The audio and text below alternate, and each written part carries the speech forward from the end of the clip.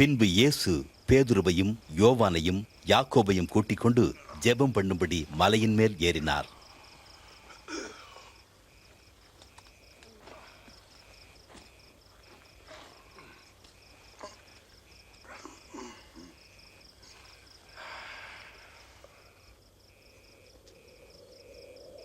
அவர் ஜெபம் பண்ணுகையில் அவருடைய முகரூபம் மாறி அவருடைய உடை வெண்மையாகி பிரகாசித்தது.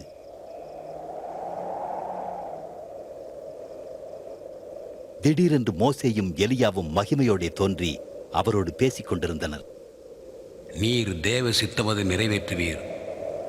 நீர் எருசலேமில் மரணமடைவீர்.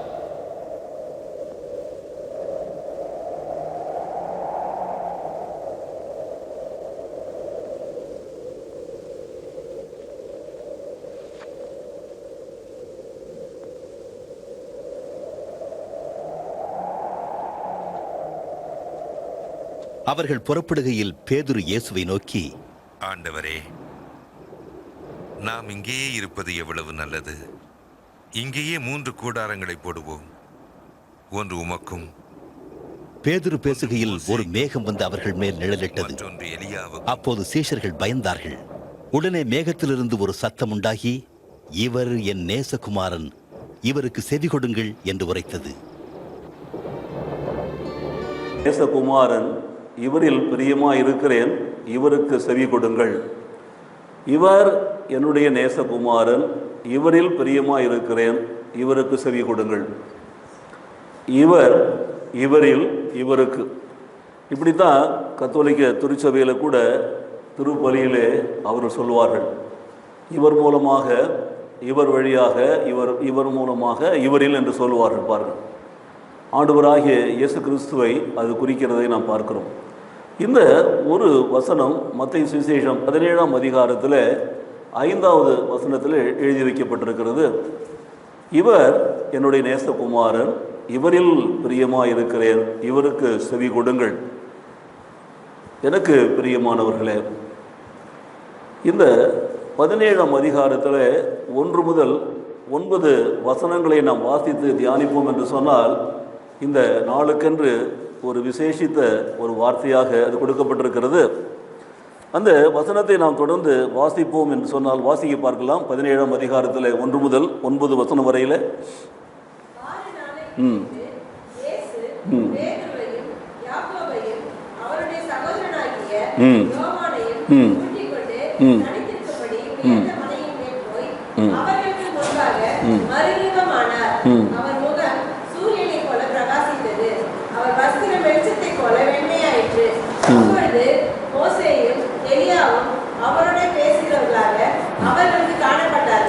அப்பொழுது பேதுரு இயேசுவை நோக்கி, ஆண்டவரே, நாம் இங்கே இருக்கிறது நல்லது.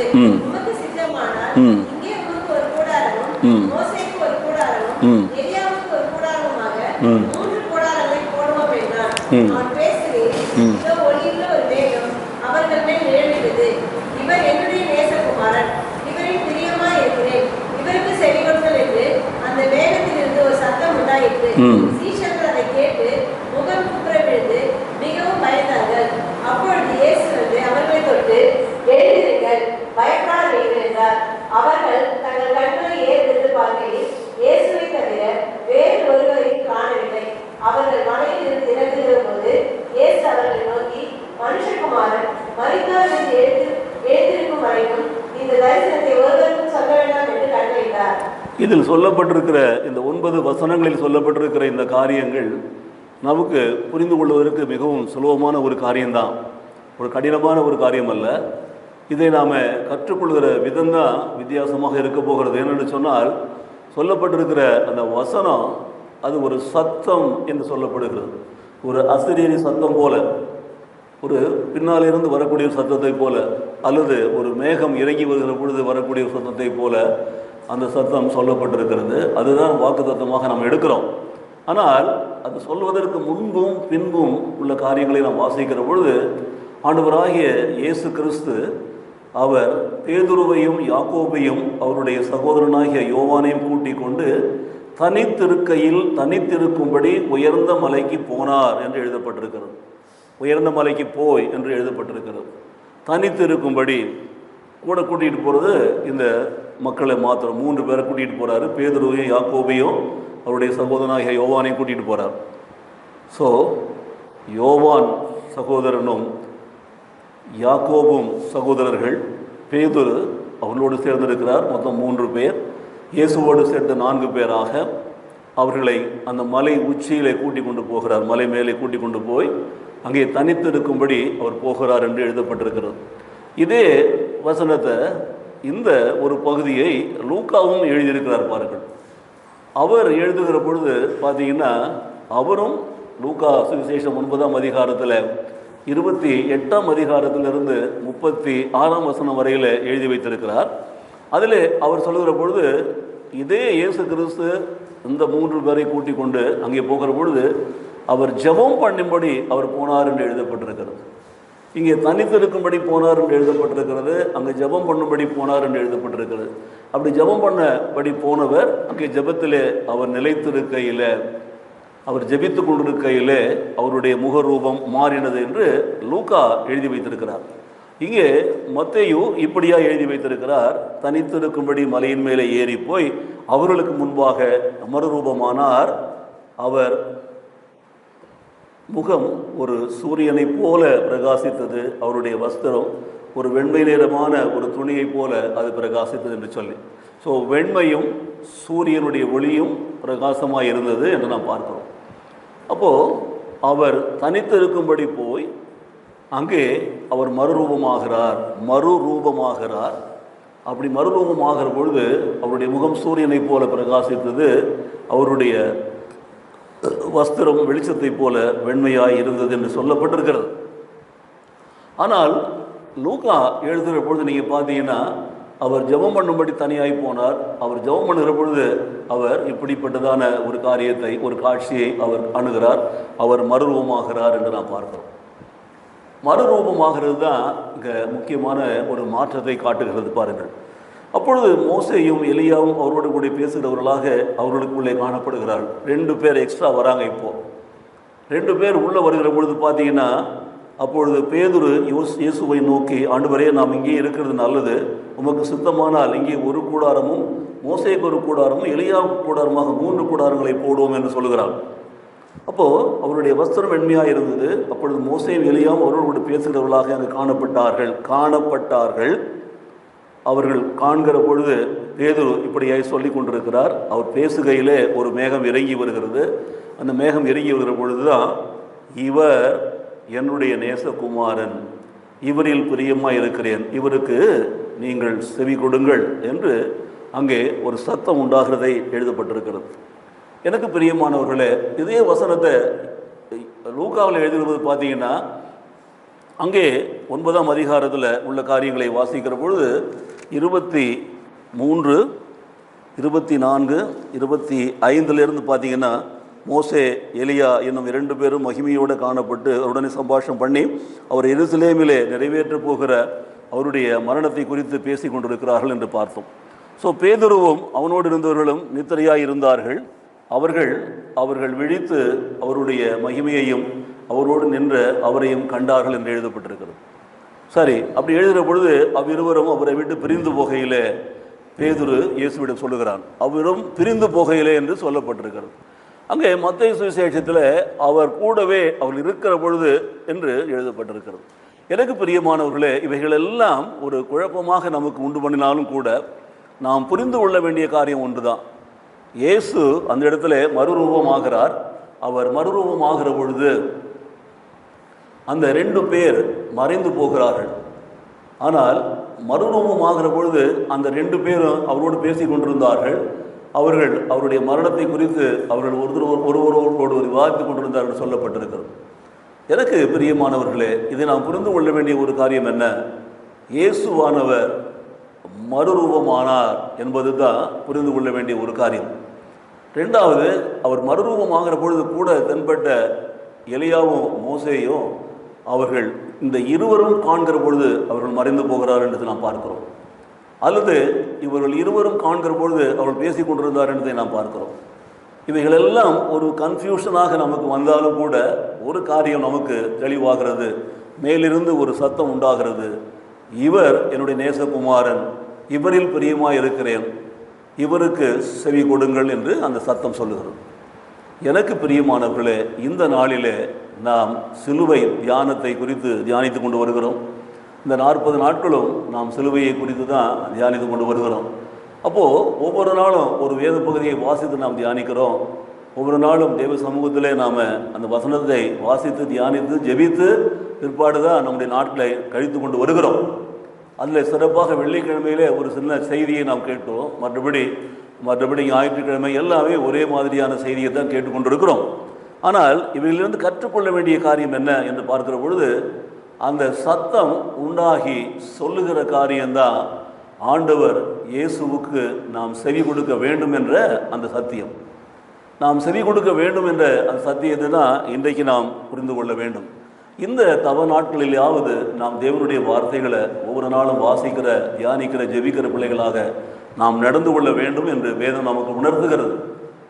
சும்மா ஒரு புதுமை வாசித்தோம் அல்லது வேறு ஒரு நிகழ்வை வாசித்தோம் என்று சொல்லி நாம் நாட்களை கடத்தாமல், இந்த நாளிலே நமக்கு சொல்லப்படுகிற இந்த வசனத்தின்படியாக அவருக்கு நாம் செவி கொடுக்க வேண்டும் என்பது தான் தேவன் நம்மிடத்தில் எதிர்பார்க்கிற ஒரு காரியம்.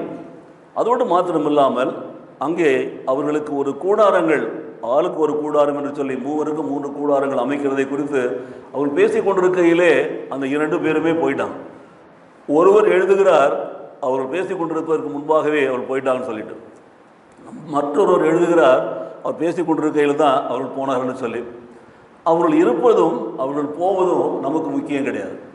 நமக்கு தேவை இந்த ஒரு வசனம்தான். அவர் பேசுகிறத நாம் கேட்க வேண்டும். இவர் என்னுடைய நேசகுமாரன், இவரில் பிரியமாக இருக்கிறேன், இவருக்கு செவி கொடுங்கள்.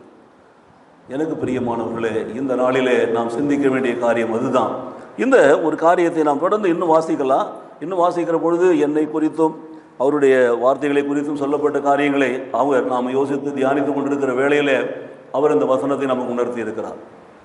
அப்போது இந்த சிலுவை தியானம் நம்முடைய வாழ்க்கையில் கொண்டு வரக்கூடிய காரியம் என்ன? நாம் உண்மையிலேயே மனம் திரும்பி இருக்கிறோமா? நாம் தேவனுடைய சமூகத்தில் காத்திருக்கிறவர்களாக இருக்கிறோமா? அப்பொழுதுனா அந்த வசனம் நம்முடைய வாழ்க்கையில் என்ன சொல்லுகிறது என்பதைத்தான் நாம் புரிந்து கொள்ள வேண்டும்.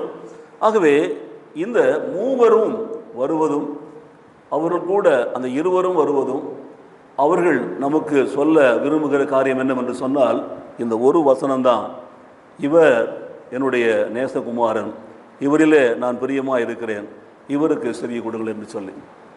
ஆகவே எனக்கு பிரியமான சகோதர சகோதரிகளே, அவருக்கு நாம் செவி கொடுக்க வேண்டும். இந்த தவ நாட்களிலே நாம் செய்ய வேண்டிய காரியம் அதுதான். அவருடைய வார்த்தைகளுக்கு செவி கொடுக்க வேண்டும், அவருடைய வசனங்களுக்கு செவி கொடுக்க வேண்டும், அவைகள் சொல்லுகிறதை நாம் கேட்டு நடக்க வேண்டும் என்று நாம் புரிந்து கொள்வோம். முதலாவது அதைத்தான் நாம் கற்றுக்கொள்ள வேண்டும். இரண்டாவதாக நாம் கற்றுக்கொள்ள வேண்டிய காரியம் என்னவென்று சொன்னால், இந்த காட்சியானது இது ஒரு காட்சியாக தான் இருக்கிறது. காணப்பட்டது என்று எழுதப்பட்டிருக்கிறது. அவர்கள் அந்த இடத்துல காணப்பட்டார்கள் என்று எழுதப்பட்டிருக்கிறது. அவர்கள் அங்கே தரிசனமானார்கள் என்று எழுதப்பட்டிருக்கிறது. இப்படியெல்லாம் நாம் பார்க்கிற பொழுது அவைகள் தான் நமக்கு உணர்த்துகிறது ஆண்டவர் இயேசு இந்த மறுரூபமாக இருக்கிறதன் மூலமாக நமக்கு சொல்ல விரும்புகிற காரியம் என்ன என்பதை நாம் புரிந்து கொள்ள வேண்டும். சரிதானா? அப்போது அந்த மலை மேலே அவர்கள் போகிறார்கள். அவர்கள் தனித்திருக்கையில் என்று எழுதப்பட்டிருக்கிறத நாம் ஒரு சுவிசேஷத்தில் வாசிக்கிறோம். அவர்கள் ஜெபம் பண்ணுகையிலே என்று இன்னொரு சுவிசேஷத்தில் வாசிக்கிறோம். ரெண்டுக்கும் நடுவிலே அவர்கள் அந்த மறுரூப மலையிலே அவர்கள் ஏறி போகிறார்கள். மலை உச்சியின் மேலே அங்கே அவர்கள் போகலை. ஏனென்றால் உச்சியின் மேலே இருக்கிற அமைப்பு வேறு விதமாக இருக்கிறது. போகிற வழியிலேயே ஸ்லோப் மாதிரி இருக்கிற இடத்துல தான் அவர்கள் நின்று கொண்டிருக்கிறார்கள். அங்கே இருந்து தான் இந்த காட்சியை நமக்கு அவர்கள் கொடுக்கிறார்கள்.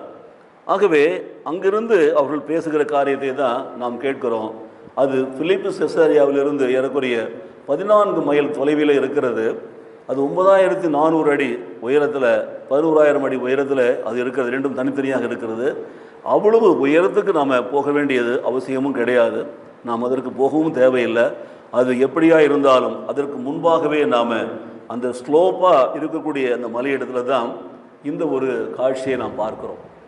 எனக்கு பிரியமானவர்களே, அந்த ஒரு காட்சியை நமக்கு எதுக்கு கொடுக்கிறார்கள் என்று சொன்னால், இயேசு பாடுபட போகிறார், மரிக்க போகிறார், மறுபடியும் உயிர்த்தெழப் போகிறார் என்றெல்லாம் நமக்கு தெரியும்.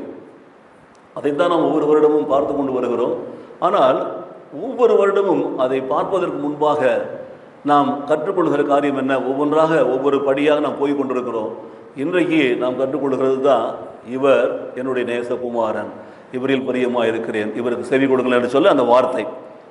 ஆகவே அது எப்படியும் ஒருமையிலே இன்றைக்கு எழுதப்பட்டிருந்தாலும் அதன் மூலமாக சொல்லப்படுகிற கருத்துக்கள் என்னவென்று பார்த்தீங்கன்னா, அவர் நமக்கு சொல்லுகிற காரியம் என்ன? 32ஆம் வசனத்தில் நாம் இப்படியே வாசிக்கிறோம். அவர்கள் மூவரும் வியந்து பார்த்து பொழுது அவர்கள் 2 பேர் மாத்திரம் அங்கே இருந்தார்கள். அவர்கள் தான் யோசேப்பும் எலியாவும் என்று நாம் பார்க்கிறோம். 33ஆம் வசனத்தில் பார்க்கிறோம், அவர்கள் பிரிந்து போகையிலே அங்கே நடந்த காரியத்தை தான் பார்க்கிறோம். இந்த மூவரும் என்ன கேட்கிறார்கள் என்று சொன்னால், அங்கே தான் ஆவியானவர் வெளிப்படுத்துகிற காரியத்தை பார்க்கிறோம். அப்போது ஆவியானவர் உணர்த்துகிறது தான் அந்த சத்தமானது வருகிறது, ஒரு மேகம் இறங்கி வருகிறது. அந்த மேகம் அங்கே அந்த இதை மறைக்கிறது போல தென்படுகிறது. அந்த மேகம் மறைக்கிற பொழுது வரக்கூடிய சத்தம் தான் இந்த சத்தமாக இருக்கிறது. அந்த சத்தம் தான் இன்றைக்கு நமக்கு சொல்லுகிற இந்த சத்தியத்தை நாம் புரிந்து கொள்ள வைக்கிறது. ஆகவே அந்த சத்தம் நமக்கு கற்றுக் கொடுக்கிற காரியம் என்ன? மறுரூபமாகுங்கள் என்று தான் நமக்கு கற்றுக் கொடுக்கிறது. ஆண்டவர் இயேசு மறுரூபமானார், நாமும் மறுரூபமாக வேண்டும். ஆண்டவர் இயேசு ஏன் மறுரூபமாகிறார் என்று சொன்னால், அவர் மரிக்கப் போகிறார், அடக்கம் பண்ண போகிறார், உயிர்த்தெழப் போகிறார், எல்லாம் உண்மைதான். ஆனாலும் கூட அதற்கு முன்பாகவே அவர் ஒரு மறுரூபமாகிற காட்சியை நமக்கு கொடுக்கிறார். இந்த ஒரு காட்சியை நீங்கள் அவர் மரிக்கும் வரையில் யாருக்கும் சொல்லாதீங்க என்று சொல்லி அவர் சொல்லிட்டு தான் அந்த இடத்த விட்டு அவங்க போகிறாங்க. அப்போ இந்த மூவருக்கும் கொடுக்குற கட்டளை என்னவென்று சொன்னால், அவர் மரிக்கப் போகிறார் என்பது உண்மை. அந்த மரணத்தை குறித்து தான் எலியாவும் மோசையும் பேசி கொண்டிருக்கிறார்கள். அவர்கள் என்ன மரணமோ, எப்படிப்பட்ட மரணத்தை இயேசு சந்திக்க போகிறார் என்று சொல்லி, அது வரையிலே அந்த செய்தியை நீங்கள் உலகத்திற்கு யாருக்கும் சொல்ல வேணாம் என்று சொல்லுகிறார்கள். ஆனால் அதற்கு முன்பாக அந்த வாக்கு தத்தத்தில் சொல்லப்பட்டிருக்கிறது, இவருக்கு செவி கொடுங்கள், இவருக்கு செவி கொடுங்கள் என்று சொல்லி.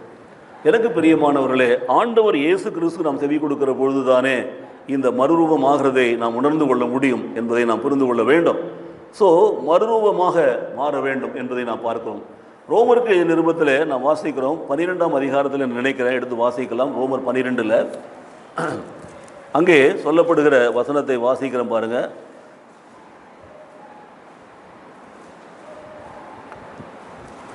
அப்படி இருக்க சகோதரரே, நீங்கள் உங்கள் சரீரங்களை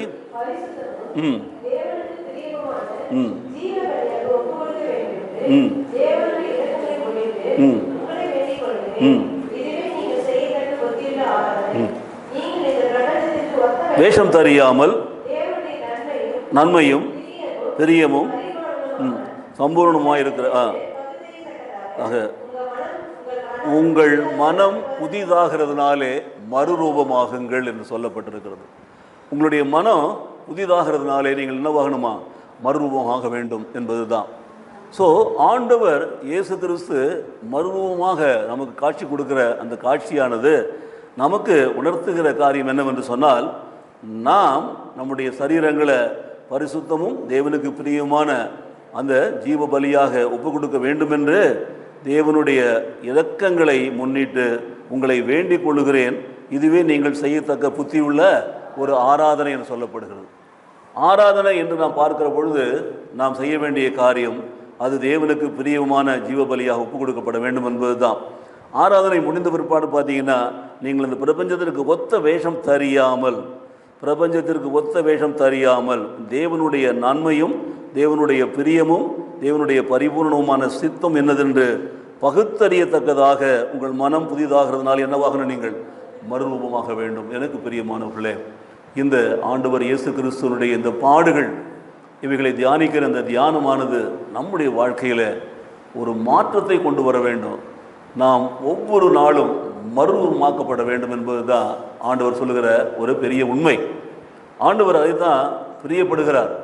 அப்போது அவர் தனித்து மலை மேலே ஏறி நின்று அவர் அந்த 3 சீஷர்களுக்கும் அந்த காட்சியை கொடுத்து அவர் இதை நமக்கு உணர்த்துகிறது எதற்காக என்று பார்க்கிற பொழுது, நம்முடைய வாழ்க்கையில் நாம் ஆண்டவர் இயேசுவை பின்பற்றுவதனாலே அவருடைய வார்த்தைகளுக்கு செவி கொடுப்பதனால முதலாவது நாம் செய்ய வேண்டிய ஒரு காரியம், நம்முடைய மனம் புதிதாக வேண்டும். புதிதாகிறதுனாலே நாம் மறுரூபமாக வேண்டும் என்பதை தான் வேதம் நமக்கு உணர்த்துகிறது. ஹல்லேலூயா. இதை புரிந்து கொள்கிறீர்களா? நாம் மறுரூபமாக வேண்டும் என்பதை வேதம் நமக்கு கற்றுக் கொடுக்கிறது என்பதை புரிந்து கொள்கிறீங்களா? அப்போ எப்படி மறுரூபமாக வேண்டும்? நம்முடைய மனம் மறுரூபமாக வேண்டும். மனசு தான் மறுரூபமாக வேண்டும். மனம் மறுரூபமாக வேண்டும் என்று சொன்னால் ஆண்டவருடைய வார்த்தைகளுக்கு நாம் செவி கொடுக்க வேண்டும். இவர் என்னுடைய நேசகுமாரன், இவரில் பிரியமாக இருக்கிறேன், இவருக்கு நீங்கள் செவி கொடுங்கள்.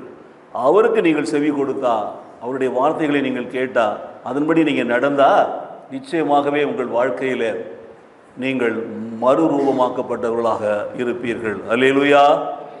நீங்கள் மறுரூபமாக்கப்பட்டவர்கள் என்பதை ஒரு நாளும் மறந்துவிடவே கூடாது. ஸோ இந்த மறுரூபமானது நம்முடைய வாழ்க்கையில் நம்மை ஒரு புதிய ரூபத்திற்குள் கொண்டு போகலாம். ஆனால் அது இயேசு கிறிஸ்துவை போல தான் இருக்க வேண்டும் என்பதை நாம் மறந்துவிடவே கூடாது என்பதை நாம் அறிந்து கொள்ள வேண்டும்.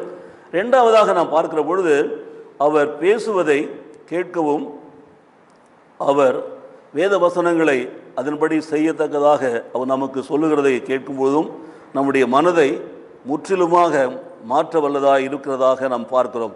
அப்படி அல்ல, அப்படி அல்லாமல் தேவனுடைய காரியங்களை நம்முடைய வாழ்க்கையில் பிரதிபலிக்கிறதாக அவைகள் இருக்கிறதாக நமக்கு தெரிகிறது என்று பார்க்கிறோம். ஆண்டவருடைய வார்த்தைகளை நாம் கேட்கிற பொழுது நம்முடைய மனம் புதிதாகிறது, நல்லது. மனம் புதிதாகிறதுனாலே நாம் மறுரூபமாகிறோம், அதுவும் நல்லது. ஆனால் இந்த ரெண்டுக்கும் மேற்பட்ட ஒரு காரியம் நடக்கிறது பாருங்கள். அந்த வசனம் நம்முடைய வாழ்க்கையில், அந்த வசனங்கள் நம்முடைய வாழ்க்கையில் வந்து நமது மனதை முற்றிலும் மாற்றுகிறது என்று நாம் புரிந்து கொள்ள வேண்டும். நாம் அப்படி செய்ய வேண்டும். அதனாலேயே நாம் மறுரூபமாக்கப்பட வேண்டும், மறுபடியும் பிறந்தவர்களாக நாம் காணப்பட வேண்டும் என்று நமக்கு உணர்த்துகிறது.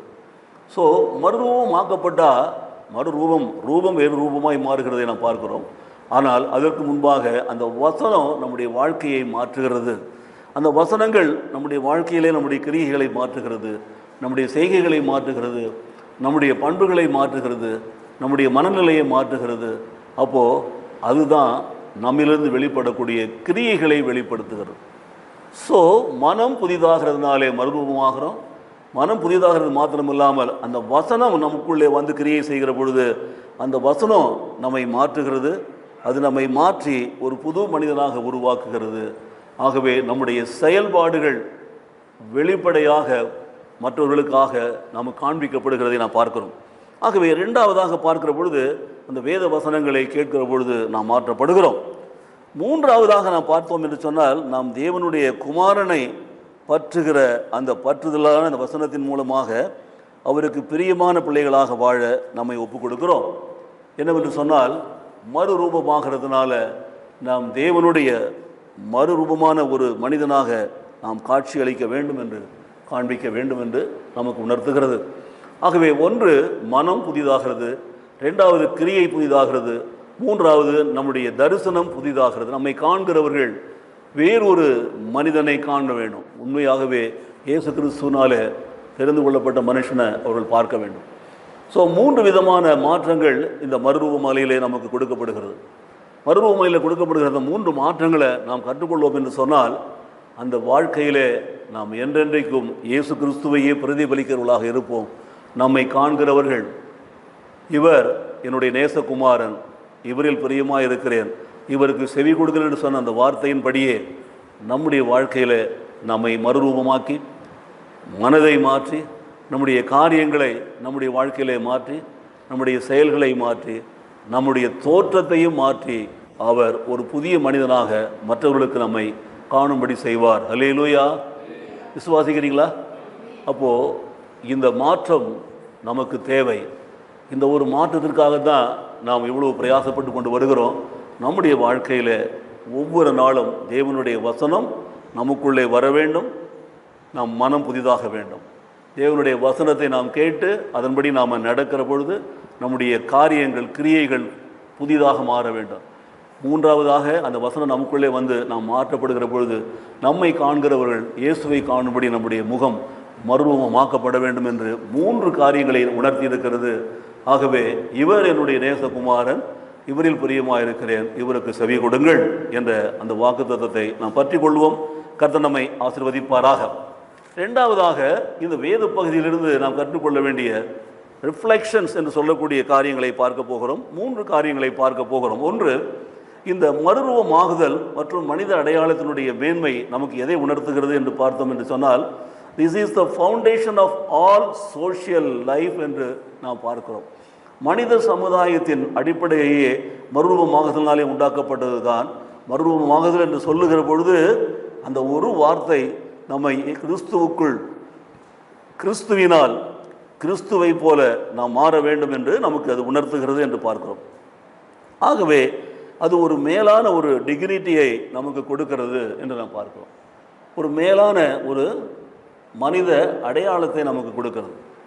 ஆகவே நாம் மறுரூபம் ஆகிற பொழுது பார்த்தீங்கன்னா ஒரு அடையாளம் நமக்கு கொடுக்கப்படுகிறது. அந்த அடையாளம் தான் மறுரூபமாகுதல் அடையாளமாக இருக்கிறது.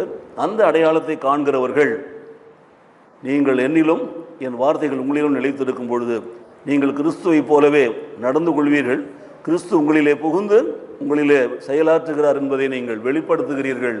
ஆகவே நீங்கள் ஒரு புதிய மனிதனாக உலகத்திற்கு காட்சி கொடுக்கிறீர்கள். அல்லேலூயா. இரண்டாவதாக நாம் பார்க்கிற பொழுது பாருங்கள், முதலாவது நாம் பார்த்தது மனித சமுதாயத்தினுடைய அடிப்படையே மறுரூபமாகுதல் வரக்கூடியது என்று சொல்லி.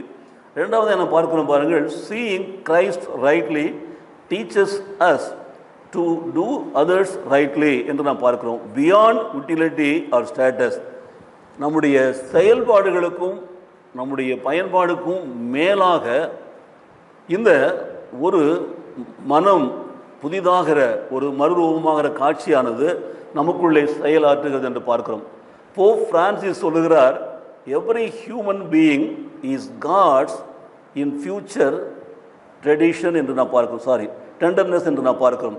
So every human being is God's infinite tenderness என்று நான் பார்க்கிறோம். ஒவ்வொரு மனித பிறவியுமே தேவனுடைய பார்வையிலே பார்த்தீங்கன்னா அது ஒரு இன்ஃபினிட் டெண்டர்னஸை வெளிப்படுத்துகிறதை பார்க்கிறோம். ஆகவே இந்த மனம் திரும்புதல், இந்த மறுரூபமாகுதல் நம்முடைய வாழ்க்கையில் சரியான காரியங்களை நாம் எடுத்துக்கொள்ளவும் சரியான காரியங்களை நாம் செயலாற்றவும் நமக்கு அது வழி வகுக்கிறதை நாம் பார்க்க முடியும். ஒவ்வொரு நாளும் நாம் செயல்படுகிற பொழுது வசனத்தின்படி நாம் செயல்படுகிறோமா? வசனத்தின்படி செயல்படுகிறோம் என்று சொன்னால் நம்முடைய வாழ்க்கையில் அது என்ன கொண்டு வர வேண்டும்? ஒரு அமைதியான ஒரு சூழ்நிலையை உருவாக்க வேண்டும். அந்த அமைதியான சூழ்நிலையை அது உருவாக்குகிற பொழுது நாம் புதிதாக்கப்படுகிறோம், புதிய காட்சியை கொடுக்கிறோம், புதிய தரிசனத்தை கொடுக்கிறோம். அது நம் வாழ்க்கையிலே நம்மை உயர்த்துகிறது. பாருங்கள், as we readily seeing people for who they are and only through the lens of their circumstances என்று பார்க்கிறோம். சூழ்நிலைகளுக்கு ஏற்ப நாம் மனம் மாறுகிறோமா? சூழ்நிலைகளுக்கு ஏற்ப நாம் மறுரூபமாகிறோமா? அல்லது ஆண்டவருடைய வார்த்தையை நாம் ஏற்றுக்கொண்டு அதை கேட்டு அதனால் மறுரூபமாகிறோமா என்று நாம் பார்க்க வேண்டும். ஸோ சூழ்நிலைகளுக்கு நாம் ஒத்துப்போக நாம் விட்டோம் என்று சொன்னால் நம்முடைய வாழ்க்கையில் தேவனுடைய வார்த்தைக்கு நாம் மனம் மாற மாட்டோம். அந்த வார்த்தை நம்மை மறுரூபமாக்காது, அது நம்மை ஒரு புது சிருஷ்டியாக மாற்றவும் மாற்றாது. ஆகையினால it is easy to judge someone by their struggles or their needs. அவங்களுடைய தேவைகள், அவங்களுடைய போராட்டங்களை வைத்து நாம் அதன் அடிப்படையிலே தீர்மானிக்க வேண்டியதாக இருக்கும். ஆனாலும் கூட ஒன்றை மாத்திரம் நாம் மறந்துவிடக்கூடாது, அதுதான் நமக்கு உண்டாயிருக்கிற இந்த சூழ்நிலைகள், சிச்சுவேஷன்ஸ் நம்மை தேவனுக்கு முன்பாக ஏற்ற ஒரு கருவியாக நம்மை மாற்றுகிறது. அந்த ஒரு மாற்றம் நமக்குள்ளே வரும் என்று சொன்னால் அதுதான் உண்மையான ஒரு மறுரூபமாகுதலாக இருக்கும். மூன்றாவதாக ஒரு காரியத்தை நாம் பார்க்கிறோம், Lent lifts our vision so that dignity not efficiency, அதோடு மாத்திரமில்லாமல் கவர்ன்ஸ் அவர் சாய்ஸஸ் என்று எழுதப்பட்டிருக்கிறது. இந்த தவ காலத்தில் நாம் செய்ய வேண்டிய அடுத்த ஒரு காரியம், நம்முடைய மறுரூபமாகுதலும் நம்முடைய காட்சிகள், நம்முடைய காலங்கள் மாறுவதும் நம்முடைய செயல்கள் மாறுவதும் எதனாலே என்று நாம் பார்க்கிற பொழுது, தவ நாட்களிலே நாம் செய்கிற அந்த தவமானது நம்முடைய தரிசனத்தை நம்மை மேற்கொண்டு நடத்துகிறது.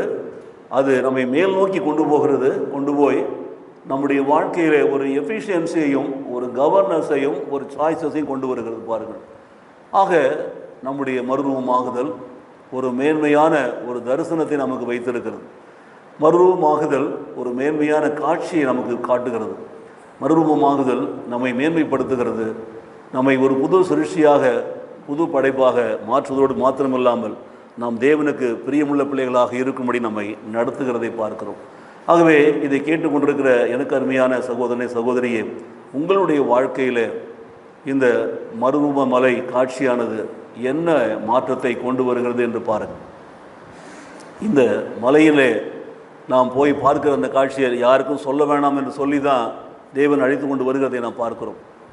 ஆண்டவர் மரிக்கும் வரை அவருடைய மறுரூபமான அந்த காட்சியை சொல்ல வேண்டாம் என்று சொல்லி, ஆனால் அந்த மகிமையான தரிசனத்தை அவர்கள் பார்த்தார்கள். அவர்கள் அந்த காட்சியை பார்த்தார்கள். பார்த்துட்டு அப்படியே அந்த காட்சி மறைந்து போயிருக்கு.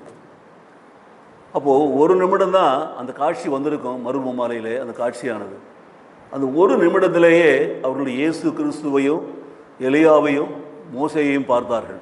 இந்த சீஷர்கள் 3 பேரும், இந்த சீஷர்கள் 3 பேரும், பேதுருவும் யோவானும் யாக்கோவும் அந்த காட்சியை பார்க்கிறார்கள். பார்த்துட்டு அவர்கள் அந்த காட்சியை மனதிலே நிறுத்தி வைத்திருக்கிறாங்க. ஆனால் அது மறைந்து போகிறதை பார்க்கிறோம். மறைந்து போனாலும் மறைய முடியாத அளவுக்கு அந்த காட்சி அவர் உள்ளத்திலே பதிந்திருக்கிறதை பார்க்கிறோம். அதனால்தான் அவர் சொல்கிறாரு, நாம் இங்கே இருப்போம், உங்களுக்கு ஒரு கூடாரமோ, எலியாவுக்கு ஒரு கூடாரமோ, மோசேக்கு கூடாரமோ போட்டு தருவோம், 3 கூடாரங்கள் வைத்து நாம் என்னென்னைக்கு இந்த மலை மேலே இருப்போம் என்று சொல்கிறார்கள் என்று பார்க்கிறோம். ஆனால் அவர்கள் சொல்லி முடிப்பதற்கு முன்பாகவே அவர்கள் பிரிந்து போகிறதையும், அவர் சொல்லி முடிப்பதற்கு முன்பாகவே இந்த வசனம் அங்கே சத்தமிடுவதையும் நாம் கேட்க முடிகிறது. என்றால் நம்முடைய வாழ்க்கையில் இந்த மறுரூபமான அந்த காட்சியானது எதை கொண்டு வருகிறது பாருங்கள். நாம், நீங்களும் நானும் இன்றைக்கு ஆண்டவருடைய பிரசன்னத்தில் இருப்போம் என்று சொன்னால், ஆண்டவர் நமக்கு தரிசனமாகி அவரோடு கூட எலியாவையும் மோசேயையும் கொண்டு வந்து அவர்கள் 3 உரையாடி கொண்டிருக்கிற அந்த காட்சியை நாம் பார்க்கும்படி அவர் செய்வார் என்று சொன்னால், நம்முடைய மனம் எப்படிப்பட்டதாக இருக்கும்? நாம் அதை எப்படி ஏற்றுக்கொள்வோம்? யோசித்து பாருங்கள். அந்த ஒரு காட்சியானது இயேசுவோடு எலியாவும் மோசையும் பேசி கொண்டிருக்கிற அந்த ஒரு காட்சியானது நம்முடைய வாழ்க்கையில் என்ன மாற்றத்தை கொண்டு வரப்போகிறது? யோசித்து பாருங்கள். அந்த மாற்றம் கொண்டு வருவதற்கு முன்பாகவே அந்த இருவரும் பிரிந்து போகிறதையும், ஒரு மேகம் கீழே இறங்கி வருகிறதையும், இந்த வசனத்தை சொல்லுகிறதையும் நாம் கேட்கிறோம். அந்த வசனம் சொல்லுகிறத கேட்டு தான் நம்ம இவ்வளவு காரியங்களை ஆராய்ச்சி பண்ணியிருக்கிறோம்.